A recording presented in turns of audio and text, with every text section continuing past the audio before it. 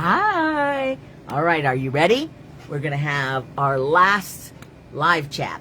So let me do all of the sharing, as you know, and make sure everything is pinned where it should be. There was, on the Creative Circle, I had the wrong thing pinned, but I did fix that. So hopefully everyone is all squared away with that and found the things that they needed to find. So let me pin this one to the featured, and let's make the title of it live chat number 4, paper and paint. Okay, so there's that. Now we're going to go share it around a bit. So welcome back, everybody, to our last live chat of our day. And let's see if I can make this go places. Ba-ba-ba-ba. Let's see, more share options. We'll copy the link and we're going to share it over to our couple of places. Create a circle, post that over there, getting there. And let's also send it one more place. Excuse me, hiccups for a minute. Everything everywhere. Okay. Creative circle. Let's see where that ended up. Okay, live chat number 3. Let's pin that. Pin. And let's add it here. It's a lot of steps, huh? Okay.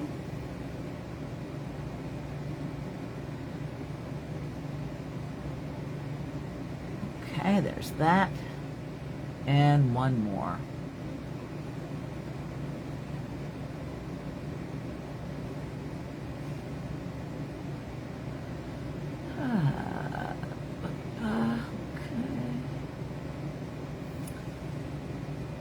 Sorry a second while I do this. This is just being dumb.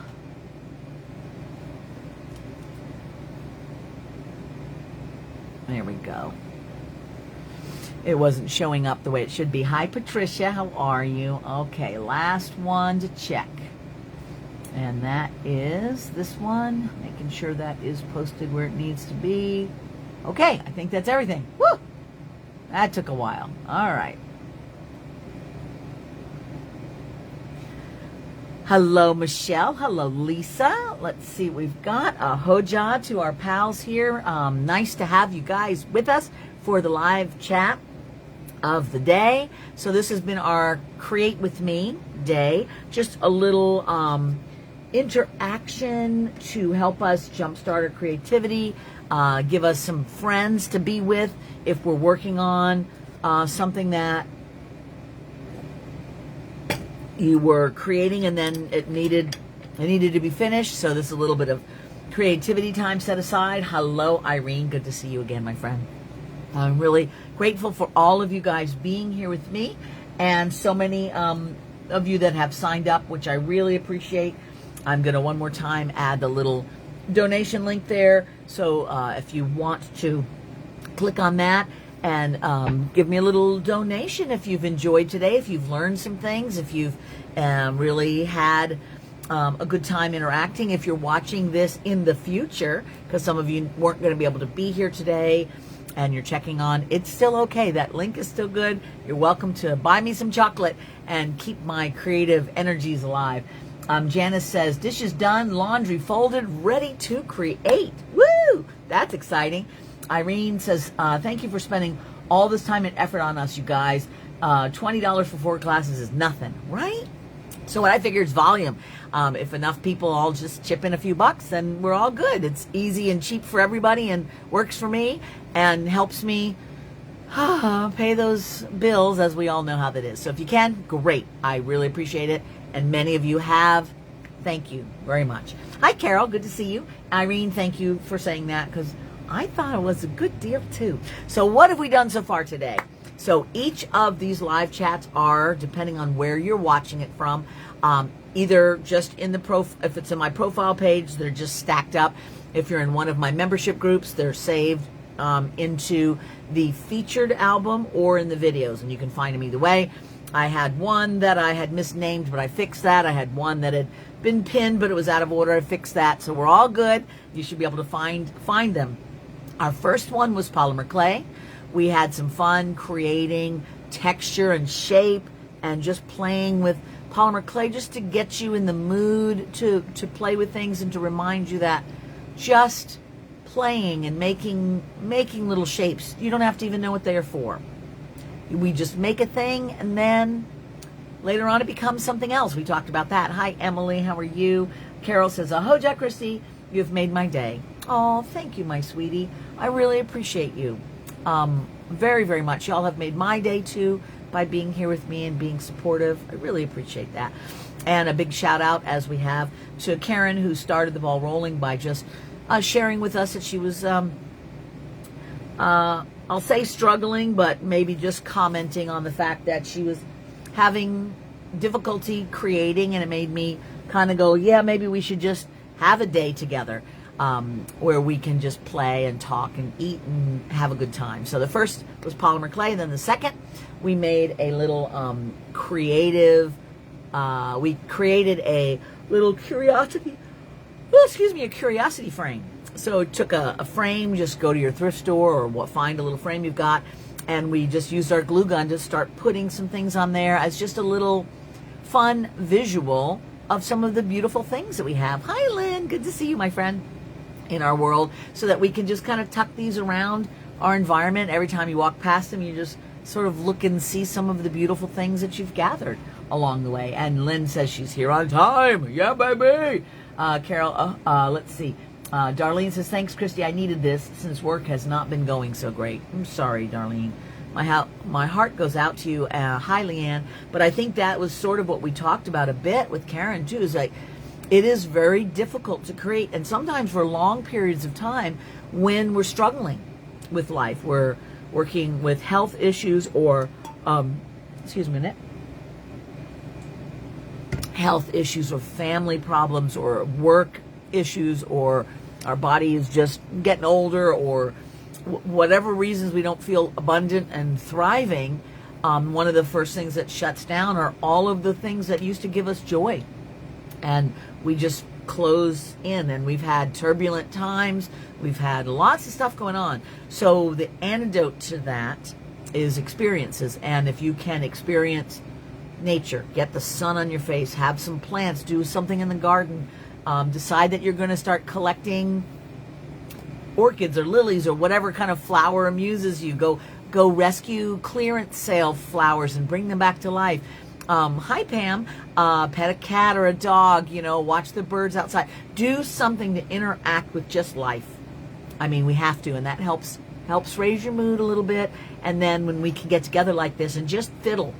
So that was the name of the game today, is fiddling. We're glue gunning things onto things. We're playing with powders on our polymer clay stuff. We also did, let me see if I can see where I put it. One moment.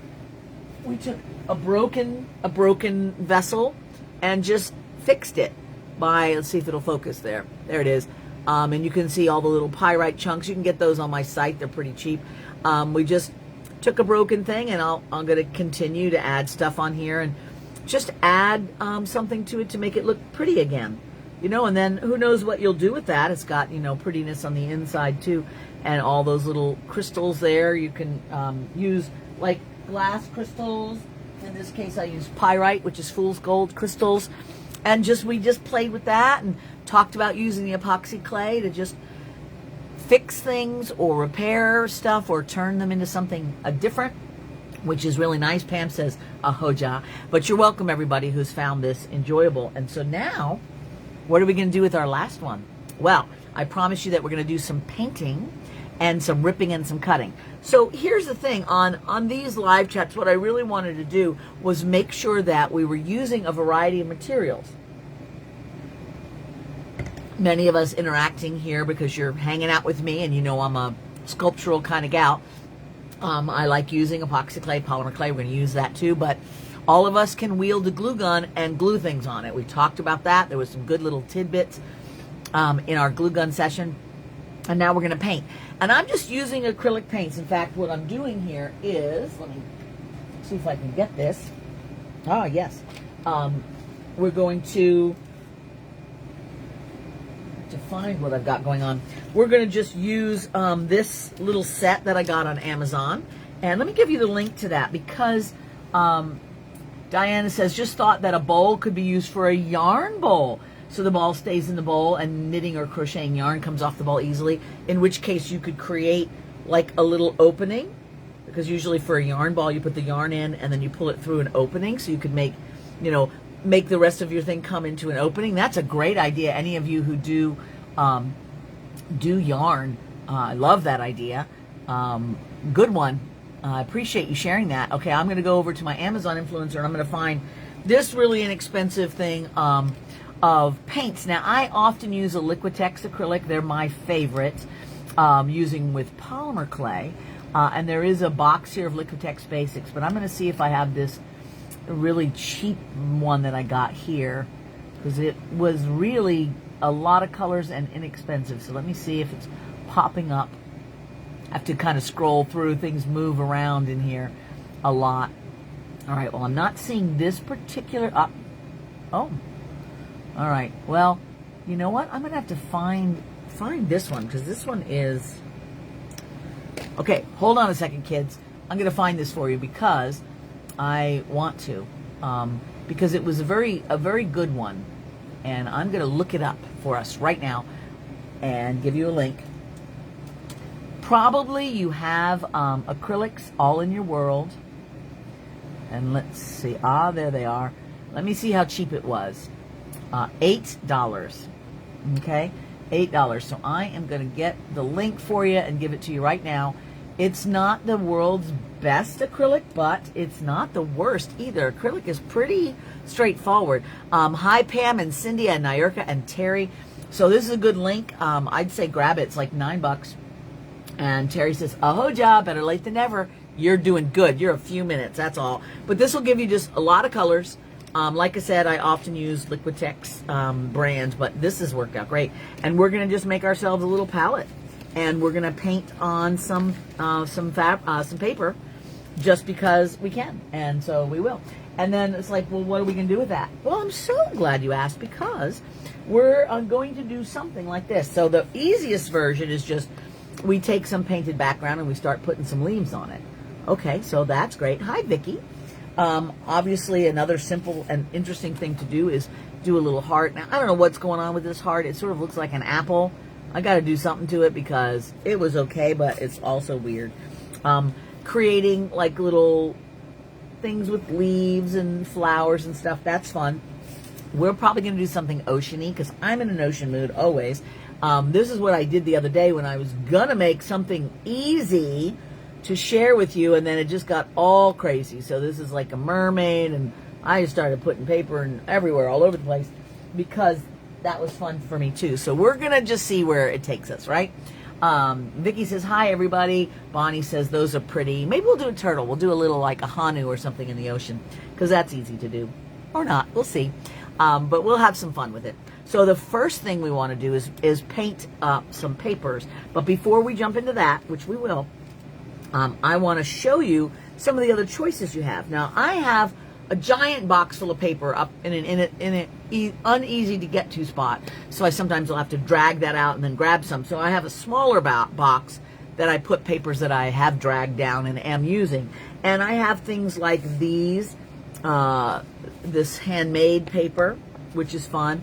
I have washi paper that I got from Japan. Also just printed paper that I've gotten at art stores. And so here's some pieces of that. I also have some of these lace papers also from Japan.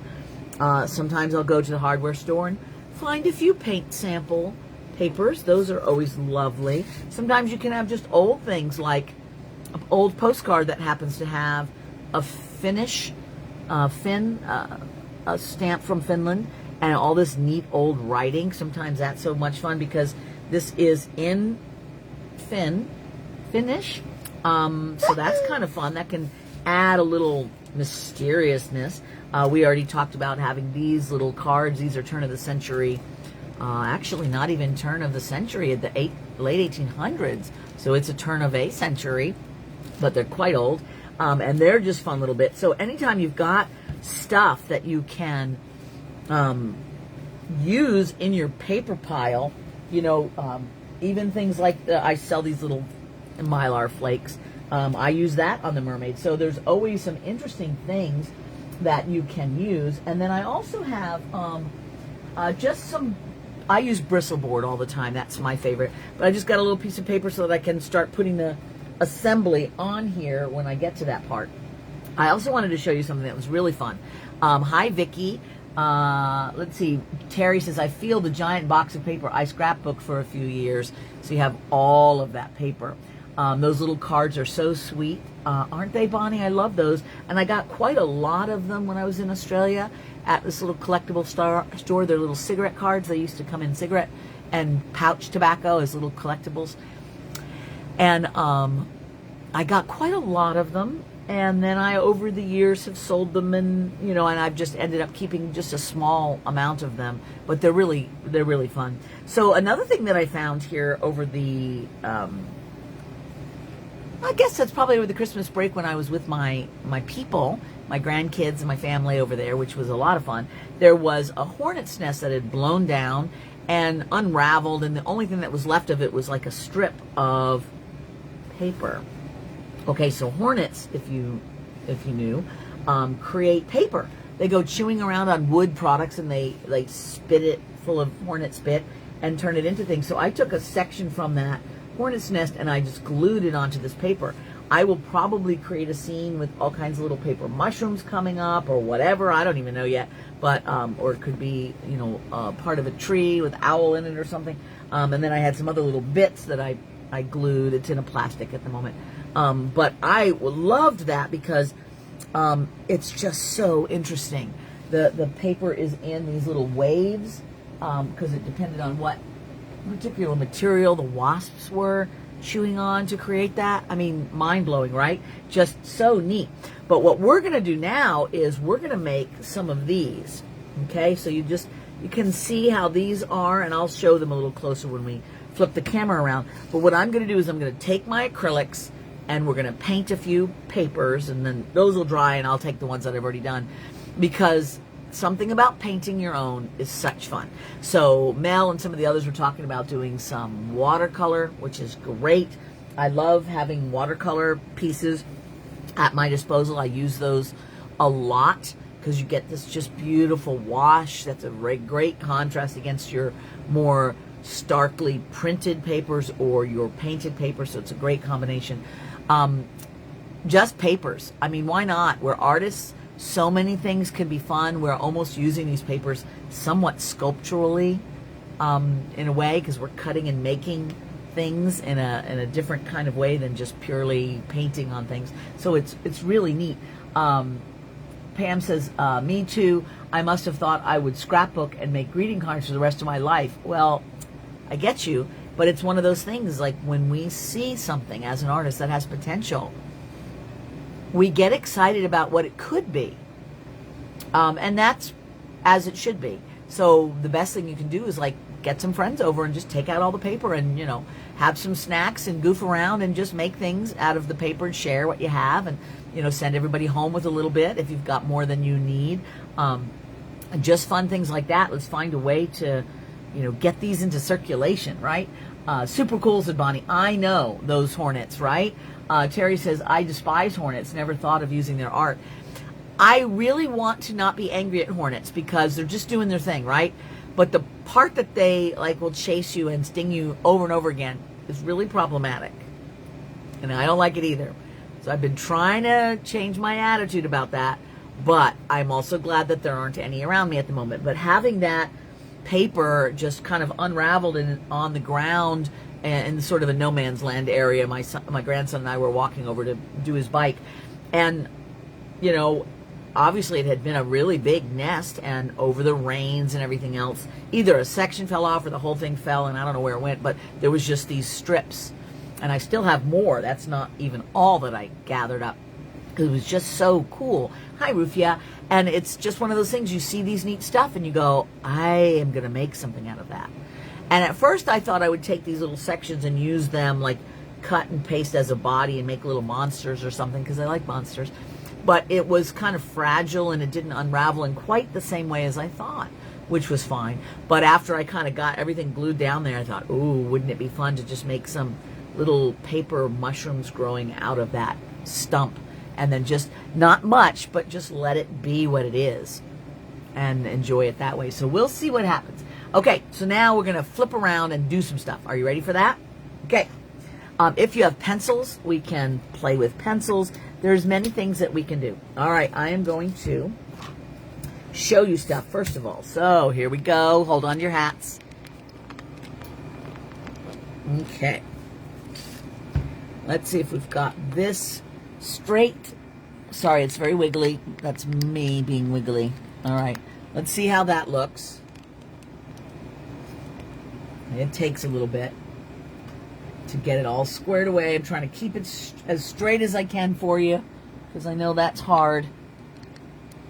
If it's too wiggly, that can be frustrating. All right, so let's look at these for a little bit. And I am liking this one because I feel like if we do something oceany, I want some corals or something in it. So that'll be fun. This is a sgraffito kind of method. Both of these are I'm going to hold those to the end so you'll see them in a minute. But all of these are just a way of making some really interesting colors, right? By just, hang on a second. Got to fix my chair so I'm correct here. Of just layering on the paint. I'm going to show you how to do that in a minute, so that it creates striations. It lets some of the darkness of the paper show through, which is why I'm using the black paper, because see how you get some of these interesting things in here. Here's some more of that. I added some pencil. I don't know if you can see here and here. I added some pencil to make that more intriguing. And these are just colors that I use all the time. And I love, whenever I have time, I just sit and I make a bunch of these. All right, so this one was, these are the oddball things. So let's take a look at these.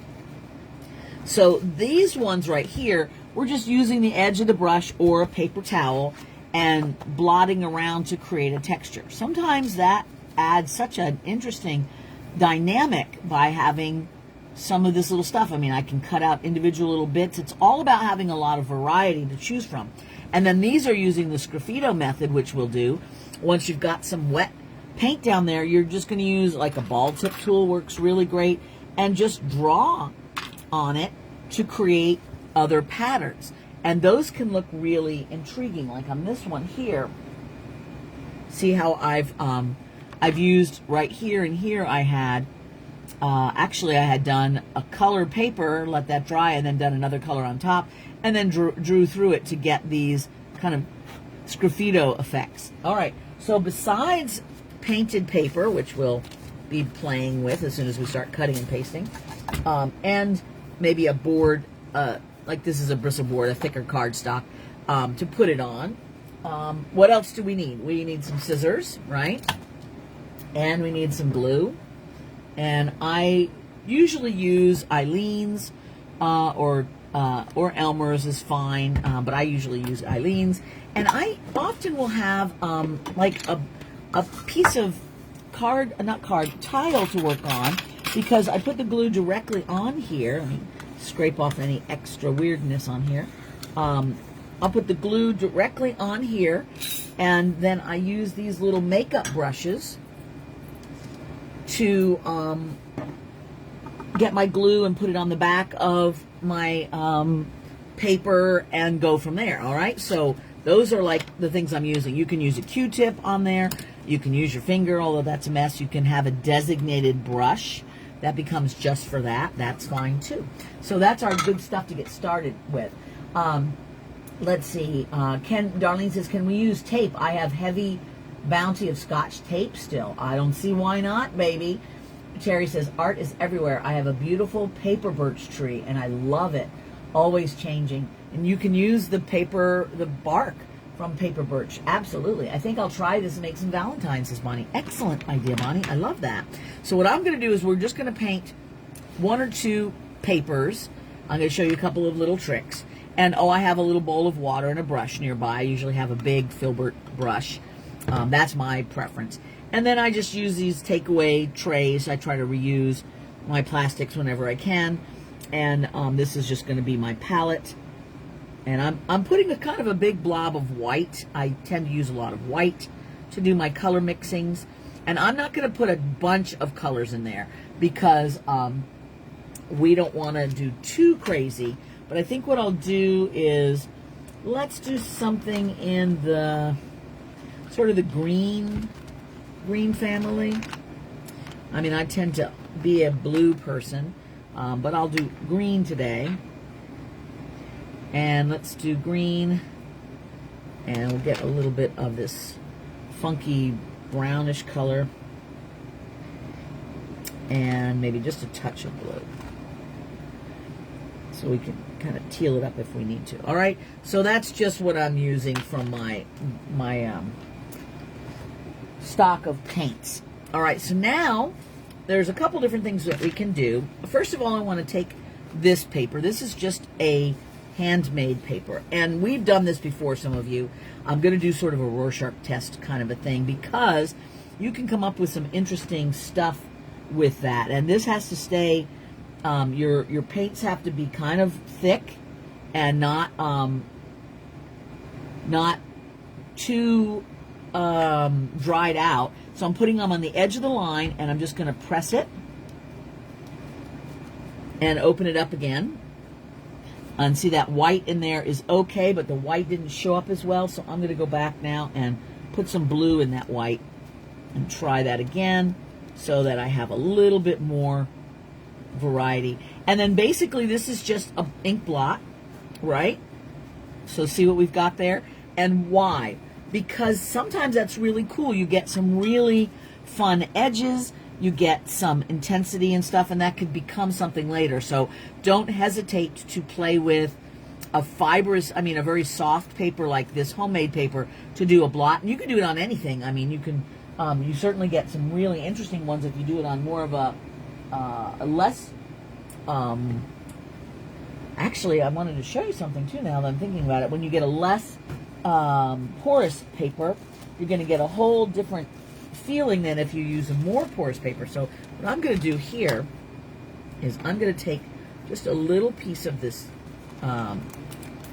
clear plastic. So this was a plastic bag that I used for something or another. And let me get one of my black pieces of paper. And what I'm going to do is I'm going to do the same idea. So my my brush has quite a bit of water in it. And I'm just going to take a little bit of each of those colors again. All right, and I'm going to blob them on like this, right? And now I'm just going to lay that down and smush it all around, and then quickly pick it up. Because what it does when you pick it up, you see how it makes those lines, and it makes for a really fun look. I'm going to put it over here too, and now I'm going to do it again. So now you've got, and you can do this as often as you want to get it as subtle as you want. You can let it dry a little longer and then try different angles. But what you end up with is an interesting little pattern, which is fun. And then I told you I was going to show you about the using the ball tip tool. If you have one of those ball tip tools, let's say we just left it like that. But what if we also decided, all right, I think I'm going to actually add some more lines to this. So you see how I'm just using, and it only works when that paint is wet. I'm going to use my ball tip tool and draw some lines in there, all right? And you can make as many or as little as you want. You can make them curly if you want to, because the same piece of paper can have more than one texture on it, because you just cut out the parts that you need when you need them. So now I have, and make sure you clean your ball tip tool, now I have a couple of different textures that could be really useful at some point along the way. So we've got those little fun things. All right, now let's just do some regular painting, because I really wanted to show you this technique, which I think is fun. So I've cleaned my brush. It's moist, but that's about it. I'm going to take a bunch of white, all right, put my white on there. Then I'm going to come back with my green or whatever and a little bit of that yellow because we're using the same colors again and again and again. And I am just making some lines, but I'm being careful not to overwork it, all right? Because if I just make it too blended, then I'm going to lose all of the fun and the contrast.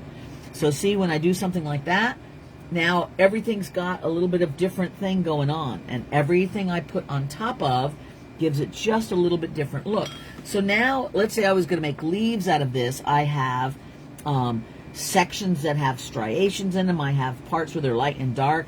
So once that's done, I can chop that all up and have a lot of different choices, all right? And I'm, again, using all of this paints entire bedroom using small scrap of plastic bag. Right, Terry?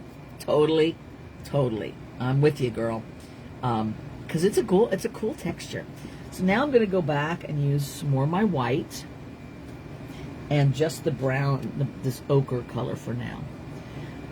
You can never have too much of these paints, I think, because you just never know. And these parts where it just fades out and things overlap on other things, I feel like those are just so fun when you have stuff like that. So don't hesitate to just try stuff. Here is, oh, I'm sorry, I forgot to turn off my my ringer. So hopefully nobody had their earphones on and it blatted out their ears. But, you know, you can add the texture like we just did. All I'm doing is making sure my brush is gooey and putting bloblets on. And I know at first you think, well, that just looks kind of dumb. I know, but when you cut a small section, it might be exactly like, what if you were going to make a bamboo? Right over here, wouldn't that be nice? You know, it might make the very interestingest bamboo alive. So you just do stuff because you don't know what it's going to be. You just want to have choices. So that's what all of this is about. And then the last thing I'm going to do is I've got a, hang on while I drop everything. And drop it right outside of my reach. Okay. Good grief. Okie dokie. So I've got a grease pencil. This is a peel-off China marker. We can do some lines with the grease pencil. And I'm just doing flowing lines for no reason. All right, because the grease pencil sort of resists a lot of the paint, especially if you've, you know, done the paint kind of thin and water and washy.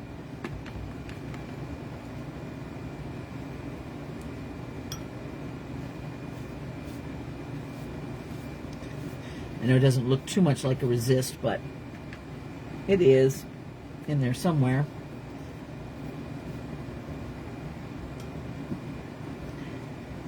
So I'm going to make this more watercolory, and then those little lines will show up underneath. So this will be an interesting little piece because it's very gray, but you know, that could look really interesting in something. I don't even know what, but I just like making all of these things, and then later on I get to decide what it is.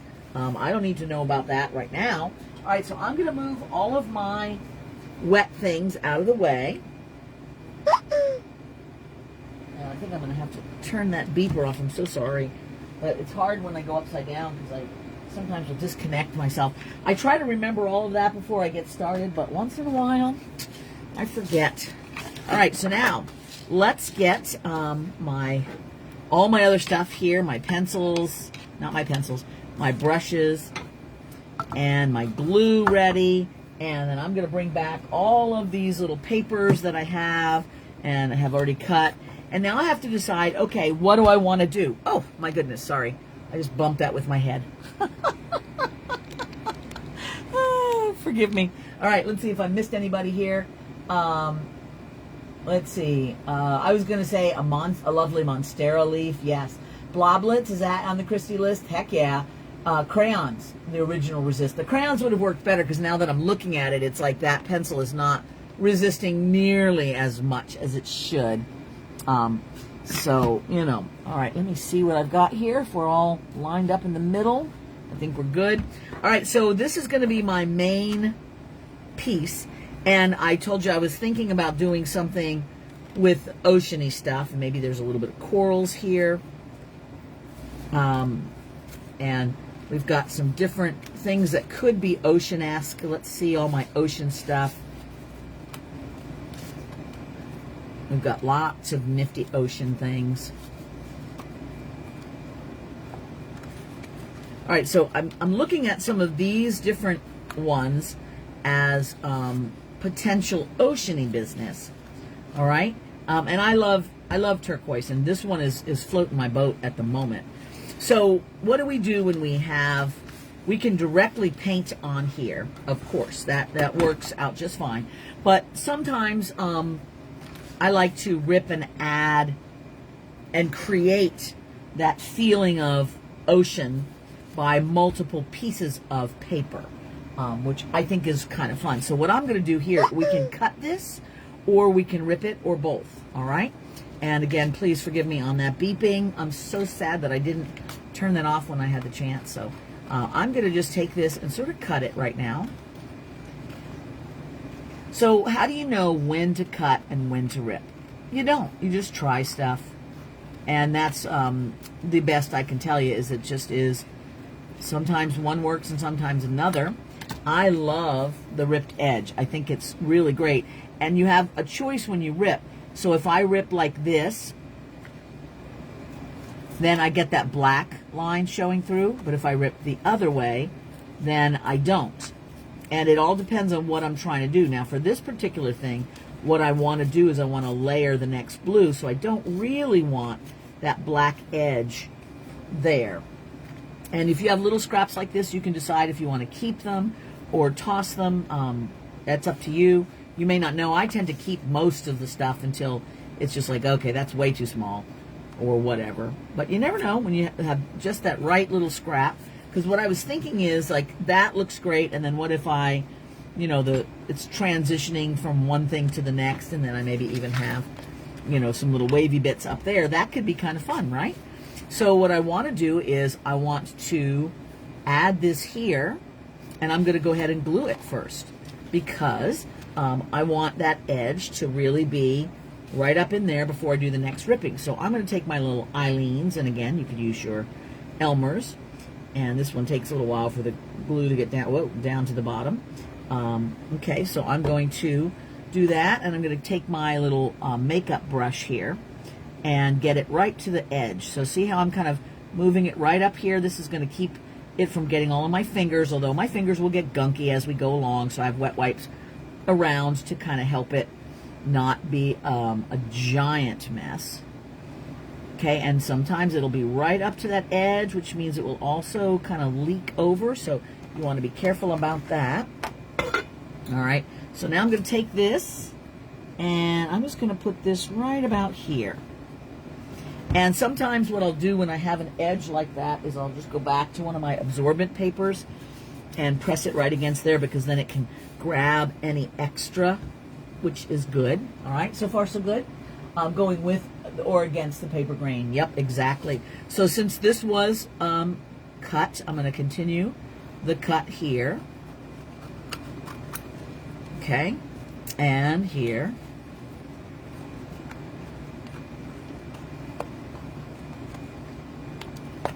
Okay, get those out of my way. So here's our ocean is doing its thing. So I've changed, I started the edge with a little bit of black showing, and then I am ripping it the other way so I have less black showing, and then I'm switching it at the ends because I want some black showing here at the end. So it's just going back and forth, just according to my whims. And then having this sort of frothy business up at the top seems fun to me. So I'm going to just go ahead and rip this. I'm going to go around this one. Okay.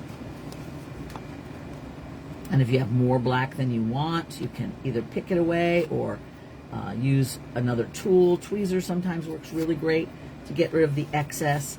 And then I feel like that could be right up in there. All right, let's try it.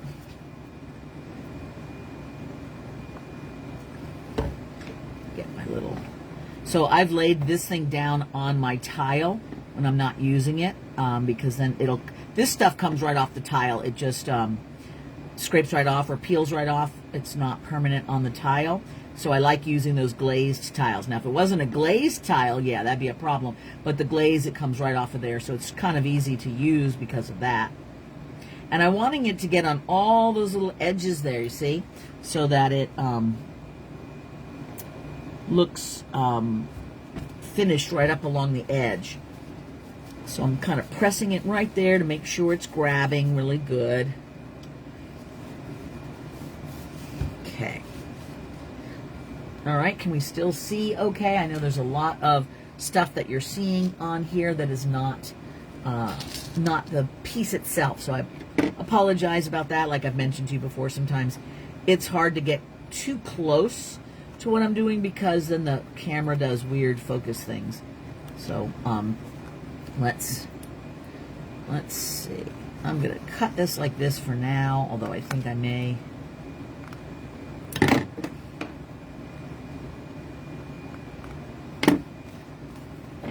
Rip this like that. There we go. All right, so now this is my water, and I like this. I am not ever going for realism. I'm going for an impressionistic kind of a feel to things, just wanting it to have the sense of something.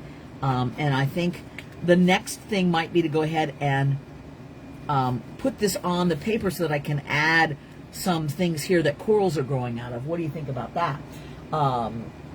Terry says it's fine. The orange tulips above, the crystals. It's a whole vibe. Oh, good. Yeah, it is a whole vibe, hon. Do you like my little crystal pile? I like crystals around me when I work because they're so pretty. I like rocks. All right, so I'm going to put this all around here. I'm glad you like the vibe. Thank you, my dear. All right, so again, I'm going to get this to the edge, hopefully not over the edge. And, you know, this starts to dry fairly quickly, but not so quickly that it's terrible, but do work kind of fast because once it dries then you have to put another coat on if you didn't get it onto your paper in time. And I'm going right to the edge all around. Okay. All right. Now this is the part I always have a little bit trickier time of because I tend not to be somebody who sees straight lines very well. I'm kind of a mess, and so I want to make sure that that is straight. I think we're doing good. I do like Eileen's too because it is a kind of, it peels off of your hands pretty easily, or wipes off with a wet wipe pretty easily. But there's a lot of other little glues and things out there. Just any kind of white paper glue is going to be fine. Okay, I'm just wiping my hands a little bit right now. And just making sure that that's stuck on. And then once I lift it up, I can look to see if I've missed any areas. But now this gives us a really nice ocean, doesn't it? I mean, I like the feel of that, don't you? So now what I'm thinking is, I want to put something on the bottom that feels like the bottom of the ocean, right? And we talked about having this old postcard. The fun about having vintage stuff is that sometimes, you know, it adds a funky little thing on here that is fun. Now, not always. Sometimes it can be like, ooh, that's just not working. So we're going to take a look and see if we like this or not on the bottom, because I want some place for my coral to grow out of. That's interesting. Let's see what else we got going on here. And I do have some of this funky greenery. Nope, don't care about that. Ooh, I have some of my Venetian painted papers, which I freaking love. And then this one is in the brown family. So those are like very odd. This and this don't necessarily go together, but also maybe. So, you know, we talk about this all the time, about the play aspect of creativity. I know I harp on and on about that, but I'm really sold on that idea, is that our lives don't have as much playtime as we should have. And so creativity is one of those chances that we get to play. And so we should. All right, so tell me what you think, guys. We have the option of putting this thing down there at the bottom, which is very different.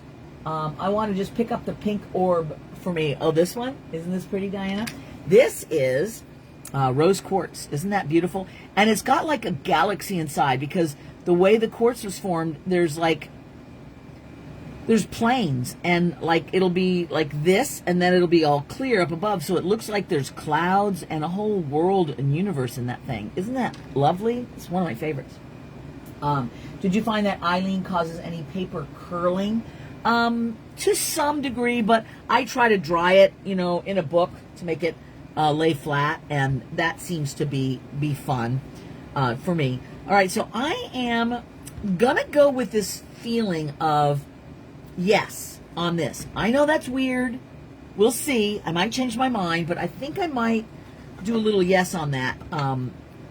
Like I said, if I don't like it, then I'll change it. So what I'm doing now is I am just putting my lid back on there, and now I am getting my brush, and this is easier for small pieces of just coming here and getting, and then part of the paper curling is if you get too much of Eileen's just in one spot and not others. So I find when I can do something like this, it really helps because it spreads it all out. Okay, so I'm going to come up with this over here. And then we got another one over here. So let me rip that one out. So these sort of make me feel like fan coral. And I got to do a mixture of cuts. And the coral part that I'm actually going to put in here is going to be very much freeform cut. So I'm wanting to layer contrast between something that's ripped, something that's cut. And it doesn't always look good, and sometimes I have to go, boy, okay, that didn't work out, and put something else in its place or whatever. But, we try it. So I want to make sure that there's space in between here so that you really get the sense of these two individual pieces just kind of on their own, because that amuses me. And then we got one more little bit here. I'm going to grab that and see what we can do with just this little small piece. Because I feel like this being over here helps break it outside of just the parameters of this little oceany bit. I love coloring outside the lines, being outside the box. That's just my style. If that is not something you like, then please don't do it. It's not like it's right. It's just what I like. Okay, so we got this. Oh my God, I bought a rose quartz orb just like that at the flea market today. Synchronous! Synchronous! Yay! It's so lovely, huh? Aren't they beautiful? I love these. I love all of these little rocks. I have so many pretty things there. So much fun. I'm glad you got one. How exciting. All right, so let's see. I'm thinking that I'm going to put this little one right there. We'll build this up. We'll see how we look here. I'm sacrificing some of, I don't know if you can see what I'm doing here. Why don't I move this at the same time? I was realizing I was telling you what I was doing, but you couldn't see it because it was off screen. So that's not as very helpful as I thought. So I am just kind of layering that on. So if you didn't see it the other time because it was mysteriously hidden, oops. So I'm layering that on. And I'm just going to put this one right here. And again, I've got that soft paper for pressing it down. And then I'll do the same with this one over here.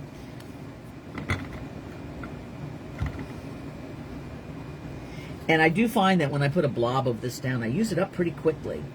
So I'm constantly putting new blobs. But if I put too much down, then it starts to dry. And then that's no good. So I just kind of replenish as I go. And right up to that edge so that it sticks onto the thing really nicely.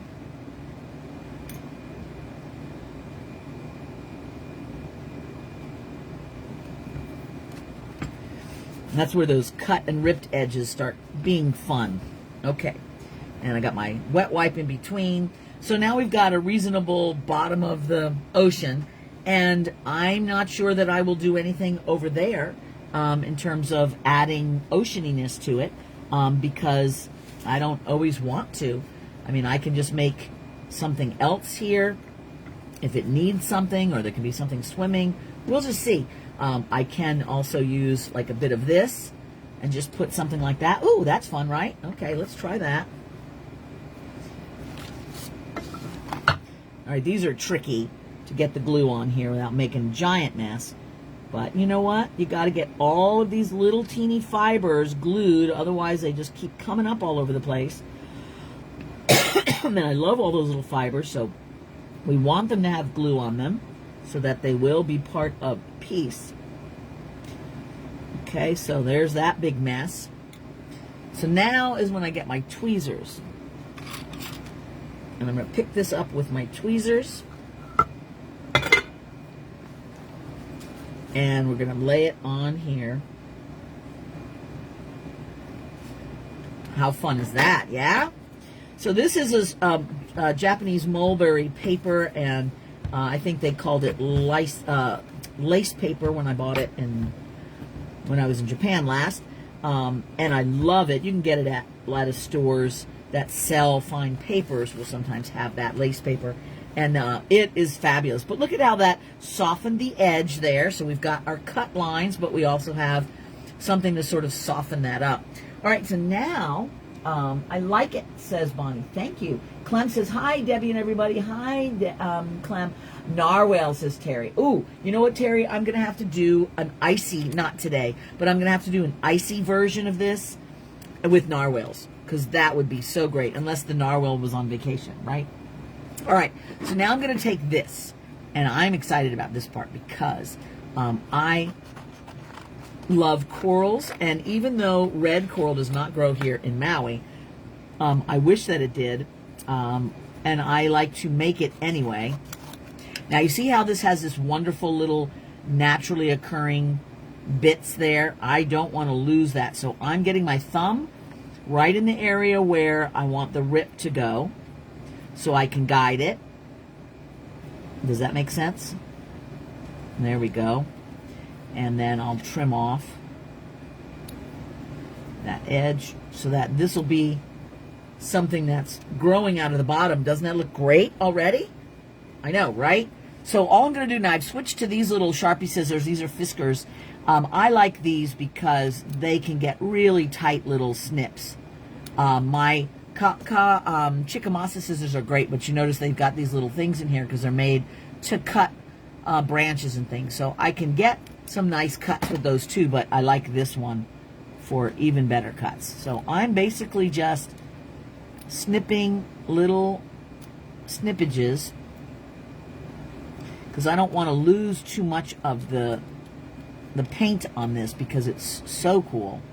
And you can use a razor blade, a little X-Acto knife if you want to get like cuts down on the inside of that. But I'm kind of thinking I like what I see right here because this is coral-like, but doesn't that look really fun? What a nice image that is. I'm pleased by that. So let's just get on here, and I'm slowly building up a big messy pile. So I'm trying to pay attention to where I put this down because I don't want to just sit it down inside of the glue. So sometimes I have two tiles going, so I'll use one until I've got glue everywhere. Then I'll switch out, and then by the time I've got glue on the second one, the first one will dry, and I can just use my cutting blade to just sweep that all off of there because it just kind of scrapes right off. And then I switch back and forth, and I find that to be a good idea for me. And you notice how much I'm putting on here, just enough so that it grabs, not too little, but it doesn't have to be like a super huge pile. And let's put this one right here. Okay. Now I noticed that there was, a little bit of glue, so I did that first pass through to get the excess glue up, and then I've moved it around.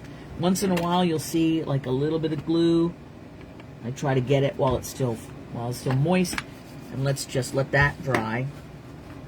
And look at how fun that looks. Let me see if I can hold it up a little bit. Isn't that nice? And see, when I was creating this pattern, I had no idea that it would look like that. But doesn't that look really fun? Clearly he's on vacation. That's why he needed an icy scene, right?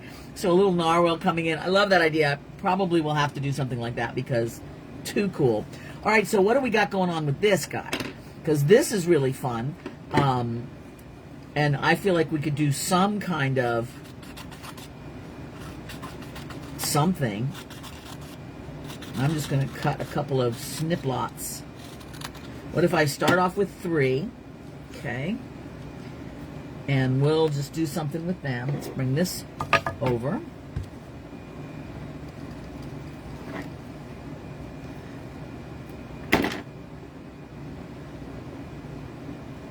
Okay. Gonna make that be right up in here. Why? I don't know. I just am feeling it. Okay, so let's do the next one. I don't question these things. I just let it create itself. I figured it knows what it wants to do. I'm just enjoying how it works out.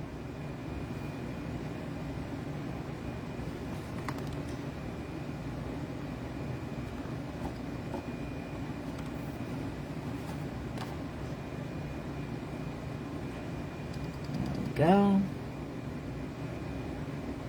But I love your narwhal idea. That's just so great.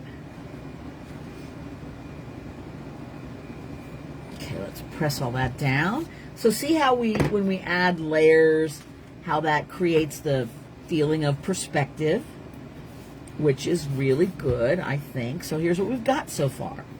All right, so I'm really loving what I see. So far as an ocean bottom is concerned, I feel like that's real good. Clem says, oh, Christy, you always cheer me up. Clem, thank you, honey. I appreciate that. So I'm going to look up, I just want to take a look at a narwhal for a minute, because I love narwhals. They are just so cool. I want to just take a little look-see. All right, let's take an image of this and see what they look like. Okay, a narwhal, I'm going to sketch this out so I can close my thing and get back to my talking to you. So a narwhal's body is like this. He got a little head, and he got a big clumpus body, and then he's got a funny little tail that goes like this. Let's see. Okay, it goes like this. Kind of like that, right?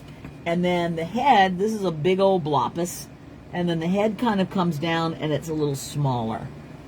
And then his little feet are right up here, like tiny little feet. And then, of course, then the horn comes way out over here.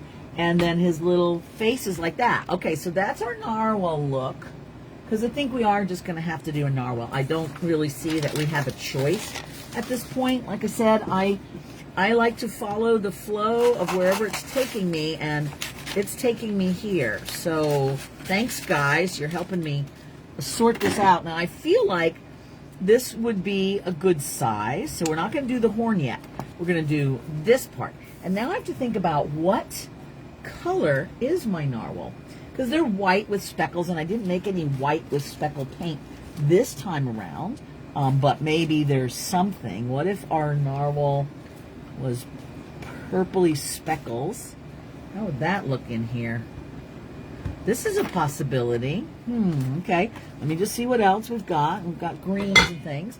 Let me look and see if we've got anything hiding in what we just made.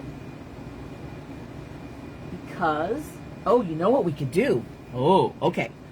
All right, hold on, guys. We're going to do something here. All right, so I'm going to take my paint, I'm going to try a little trick. Okay, so what I'm going to do is I'm going to take some more white on here, because we just need more white. Okay.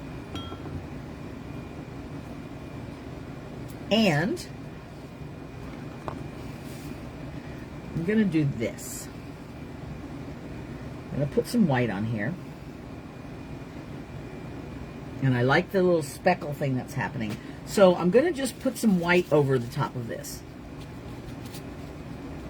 Because our narwhal is going to be all textured. And there maybe some pink will be showing through, but maybe not. Nobody knows. All right. And then guess what we're going to do? Okay. Can you guess? I don't know if you can. It's going to be fun. We're going to take a little bit of black. And we're going to make some gray speckles. All right, so let me get, this is going to make a mess. So just know it and don't worry about it. All right, so I've got some white and black, which I've mixed up in here.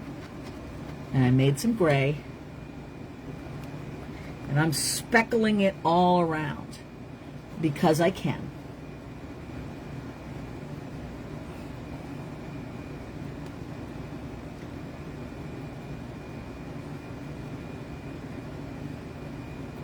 All right, that looks like a fun bit. Now we got to dry this pretty quickly because we need to use it right away. So I'm going to get my gun out and let's dry this sucker. You should see the mess I'm making on the floor. It's crazy. Because I want this to be dry before we do it. Yeah, you can spray it with paint. You can use a toothbrush and spackle it. I just did the easiest way. And we're going to get this dry so we can start cutting.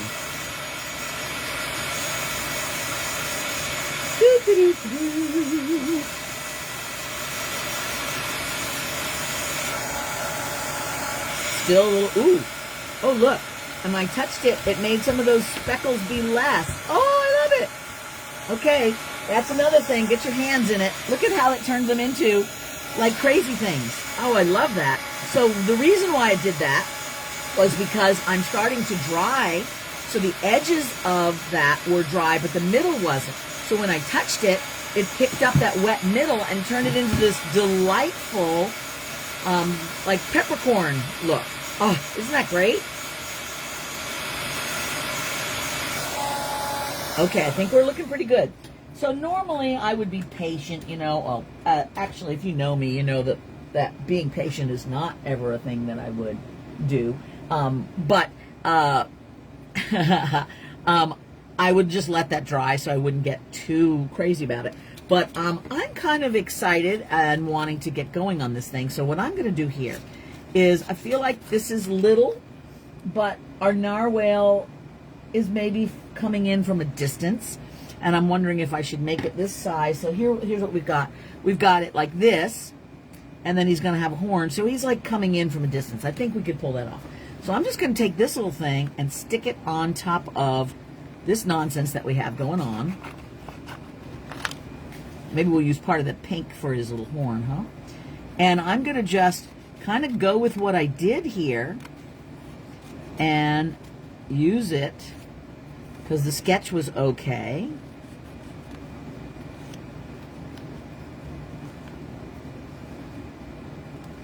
Okay. We'll just get this part of the tail like this. We'll come back for that in a minute. And let's go here. So I like to take big chunks away so I'm not like trying to work on something too tight and close. All right, so there's our narwhal shape. Let's work on his little tail. Let's make a little thing like this. And then we can adjust it as we go to make it more better. But I felt like the sketch was reasonably close.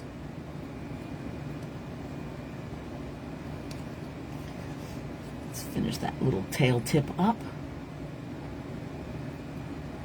So if you'll look at narwhals, they do have spots on them. I don't know if it's exactly like this, but it's close enough for me.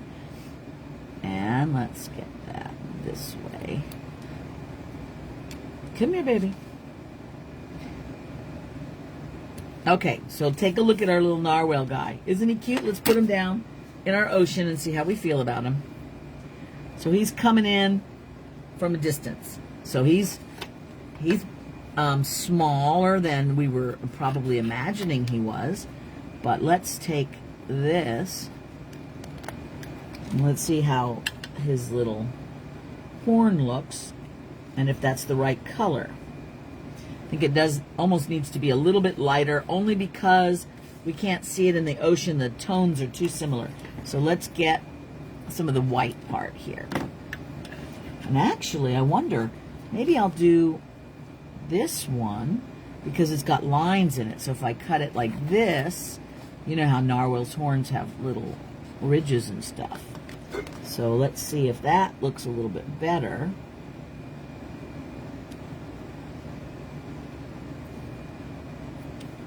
And that's a little bit big, but I think we got it.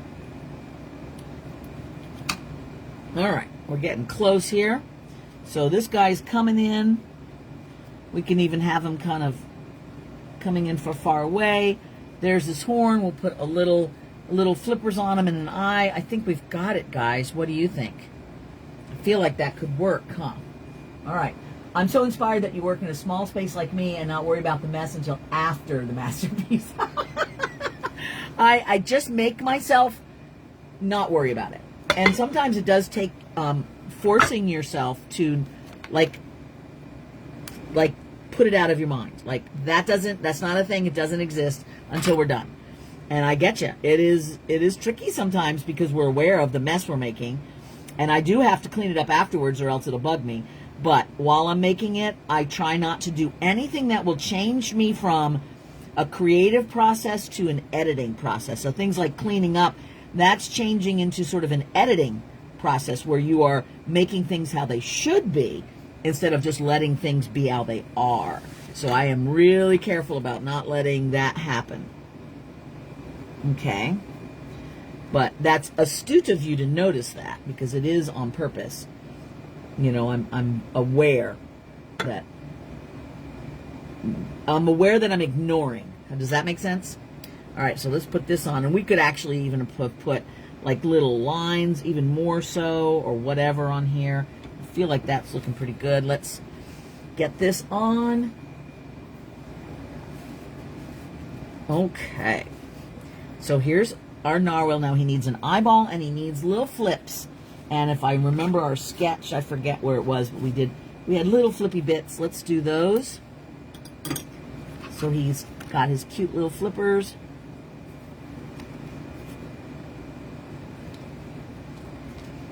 Okay. Let's see how that looks. Yeah, that'll work. Oops, there's a little piece on here that's too angular. Let's trim that. Come here. That part was too angular right there and right there. Okay.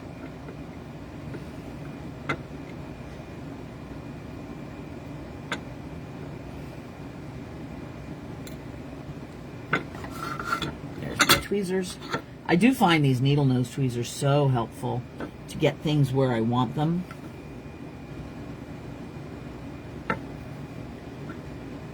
Okay, there's that. And I think that we'll probably have to put maybe something sparkly on his horn or whatever. Oh, I just looked at it. Clem said, I'm thinking maybe glitter on the horn. Yes, Clem. We had the same idea at the same time. We're so smart. All right, let me get a little eyeball. I think he needs a purple eye. Let's see if this purple is the right purple. Let's see. I think that will work.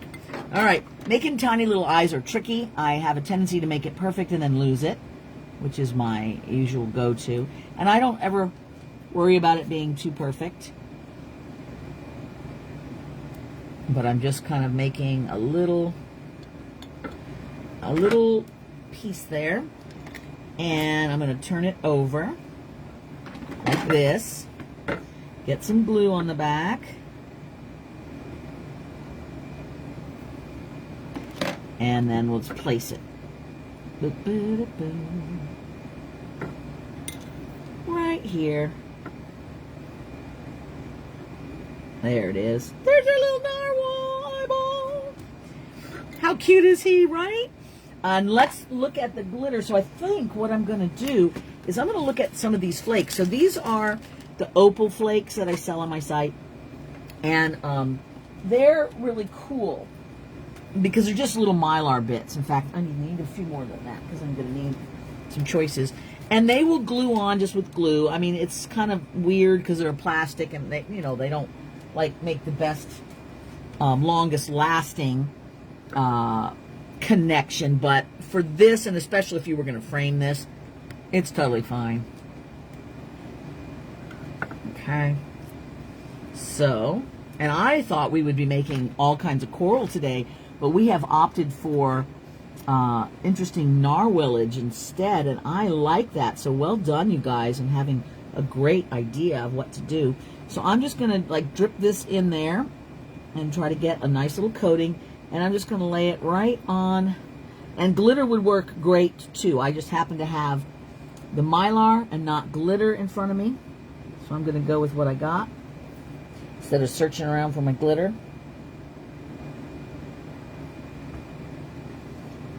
Okay.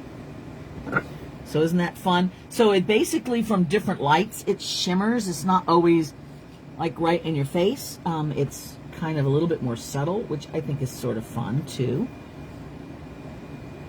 Okay, I'm getting just glue on the back of that. Let's put a little bit of, maybe one more. I'm trying to find my purple pieces. Here's my purple. And let's cut that.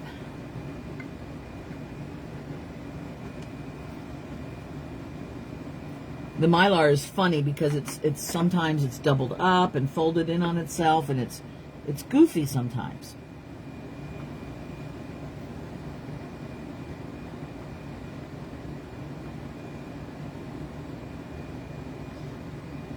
I'm trying to see if this one is folded on itself. It feels like it is, but we'll see.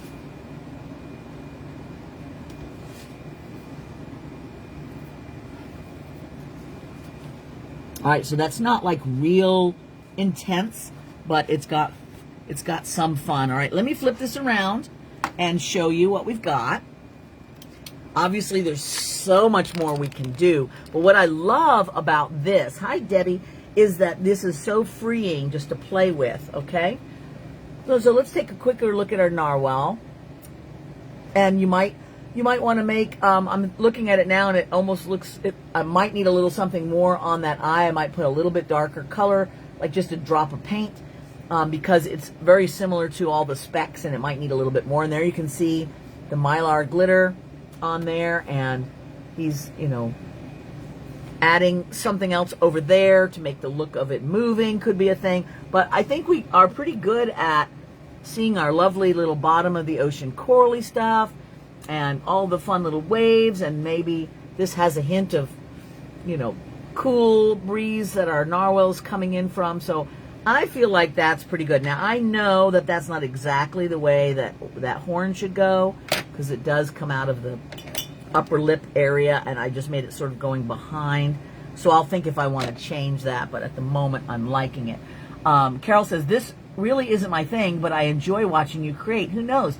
I may try it and really enjoy it. Well, you know, the nifty thing about all of this, and I appreciate you saying that, I think the bottom is just perfect, says Diana. Great, love him, says Diana and Terry, and I really appreciate that.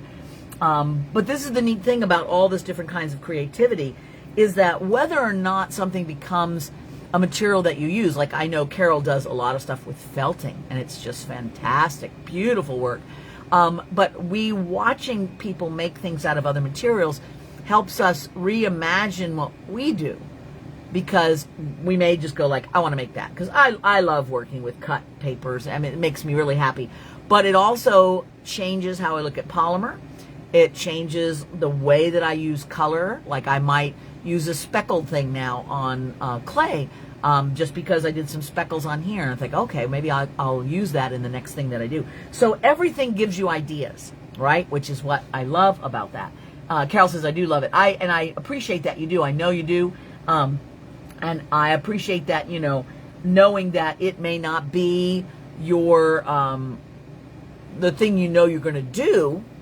Doesn't matter. We are spending time creating. We're thinking. We're imagining new scenarios. And I don't know. I think that a lot of us are drawn to materials. Like I look at fabric.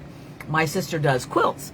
And I know I will never do quilts because it's just not my thing. But sometimes when I see people make quilts, I just go, ooh, I really want to sew all of a sudden. Which is dumb because I don't sew. But it's like watching what can be made out of a different material sparks the part of our brain that needs to not be bored with the same old, same old, same old, even if the same old is amazing. We got to shake it up, right? So anyway, hopefully, guys, that the 4 projects that we've had today have given you some creative energy, has given you some creative connection, has made you feel just happy to be around creativity and possibly, get a little time to do something yourself. Remember that it doesn't have to be a big project. It can just be little things. We were making some tiny little frames in the Creative Circle. Remember our little frames that we made? And previously we had done a frame as one of our projects just in the circle for the monthly project. Well, now's a great time to put together a tiny little heart out of ripped and cut paper and put that in your frame. Why not? I mean, it might be as simple as that, or making a bunch of hearts. Somebody mentioned making cards for Valentine's Day. Why not? Just have fun. It doesn't have to be epic. It can just be simple. All right, you can do some delightful mache type things with fabrics too. I didn't know that. I'll have to look into that. I know some people use the Pavrapol where they're draping fabrics on sculptural forms, which is interesting. Marianne says clay slabs instead of paper.